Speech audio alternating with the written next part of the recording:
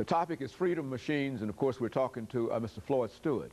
Mr. Stewart, before we end this session for today, I think people might be curious as to how you arrived at the studio today. And I understand that you came by way of a metropolitan system called Access Rides. Let's have you to give us sort of a statement in reference to how that operates and the impact that that is having in terms of bringing people who have disabilities into giving them some kind of access. Well, Access Ride is actually operated by Metro government. It's a division of Metro Transit Authority. And what it is a fleet of lift-equipped vans that you can call 24 hours ahead of time. And they can come and give you door-to-door service. Of course, you see I'm in this huge wheelchair, 300 pounds, but they have these lift-equipped vans that can pick me up and take me from point A to point B. And one other thing is that Mayor Purcell has actually put funding into the Transit Authority to make all of the fixed route buses lift equipped. They bought, I think, 51 new fixed route buses, and by 2005, the whole fleet of fixed route buses will be accessible to. Mayor Purcell has put approximately $20 million into building sidewalks to give one access to the public bus line, and so it's worked out really well. And so you think that the metropolitan government in Nashville is quite forward in terms of some of the things that they're trying to do? Yeah, I think so. Like I said, Mayor Purcell has basically put his money where his mouth is about making Metro Davidson County accessible, one of the most accessible cities in the country.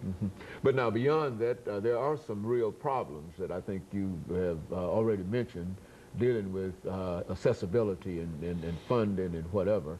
And so we want to make sure that we give you an opportunity to talk about some of those, because after all, you know, you have more information in reference to that than any of us. And so let's have you to do that. Well, over my 12 years, I've worked with probably 1,200 consumers with all different types of disabilities.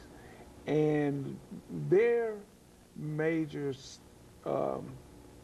comments are about the lack of personal care in the state of Tennessee. There is basically little or no personal care in the state of Tennessee. I think Tennessee should take a cue from so many of the other states around the country where they are offering personal assistance program to allow individuals with disabilities to stay in the home as opposed to nursing homes.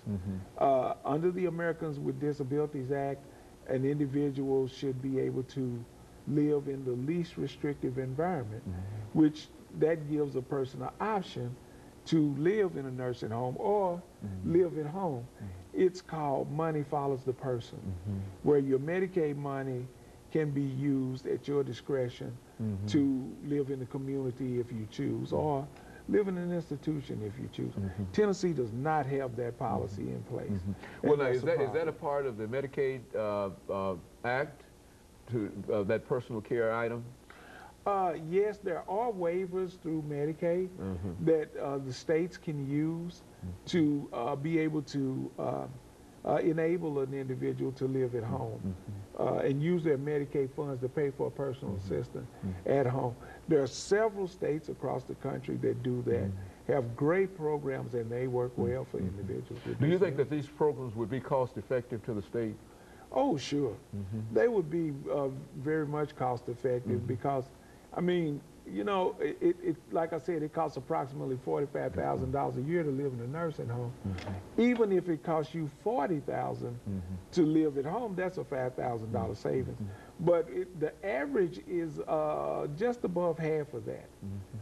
You know, right at $28,000 to $30,000 a year is about what it costs to for an individual with a disability as severe as mine. And I need a lot of personal care, but yet and still, it doesn't cost anywhere near 45,000. Now, this personal care. Now, how would this be rendered? I mean, how is it generally rendered in other states outside of Tennessee? Well, other states have several tiers of personal care, where you could have a healthcare provider to provide you with a person, a nurse, or a certified nursing technician to do your personal care. Then other levels are where you hire your own people from the community to do your personal care, and you train them. And then some states actually pay family members to do personal care, and of course you do the training. So there are all different scenarios there that can be used for the benefit of the individual with a disability, and I can't say this enough, for the taxpayer.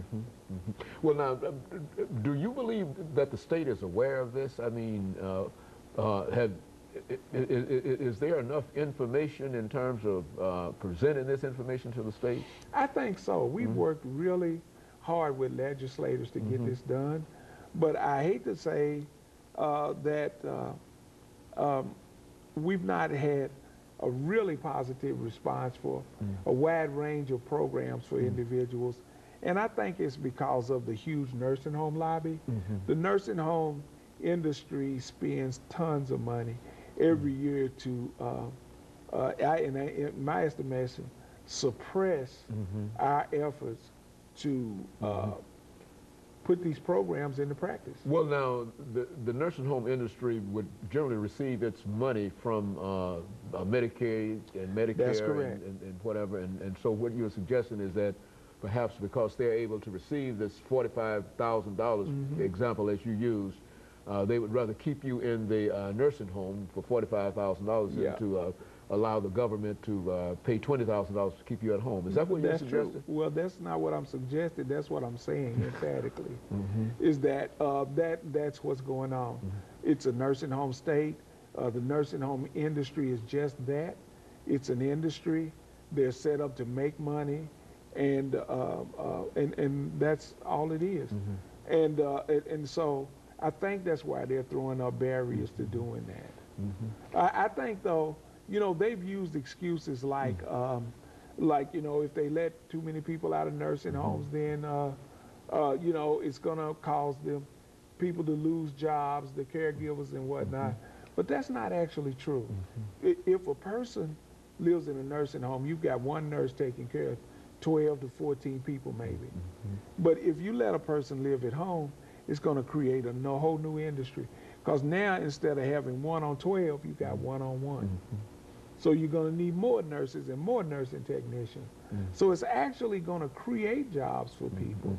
You know, and in my estimation, that would be an opportunity for the nursing home industry to go into the home health industry and actually expand. Broaden what they're doing now. Broaden what they're doing. Warehousing people essentially. Thank you. That sounds like that is exactly situation the word that you're explaining, yes, sir. defining, and but it would be cost effective if these individuals could get out of. It would and be. Do you believe that there are a large number of individuals in these situations who would like to be at home and would like to be out of there? In the 2 nursing homes that I lived in over the 5.5 years, 95% of everybody that I talked to said that they would have rather been at home, but they didn't have an option. They'd either outlive their children or they didn't have any money to pay for personal care at home. Okay, I would imagine that we've got about a minute and a half to go here, Mr. Stewart. Let's see if we can have you over the last minute or so sort of summarize and give some final comments in terms of what you'd like to see done dealing with this issue. Well, what I'd like to see is the state to stop creating pilot programs which limit the amount of funds that can be used to put these to do personal care. I'd like to see the states do like other states, open a broad statewide program, bring in the Medicaid funds to free individuals from nursing homes, and keep individuals that are already living in the community struggling from going into nursing homes. That is really the cheapest way to do it. It's harder to get them out than it is to keep them out. I would like to see the state fund more assistive technology you know, for people to be able to live at home. Very good. And of course, Mr. Floyd, let me thank you over the last few seconds that we have of coming by and giving us that excellent information today.